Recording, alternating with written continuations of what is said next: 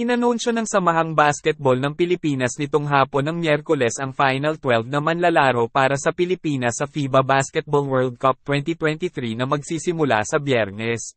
Walang masyadong surprises sa huling roster ng Gilas Pilipinas na binubuo ng mga sumusunod: Renz Abando, Japeth Aguilar, Jordan Clarkson, AJ Edo, Junmar Fajardo, Jamie Malonzo, CJ Perez,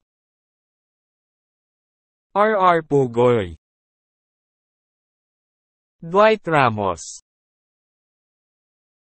Kiefer Ravena, Kai Soto, at si Scottie Thompson.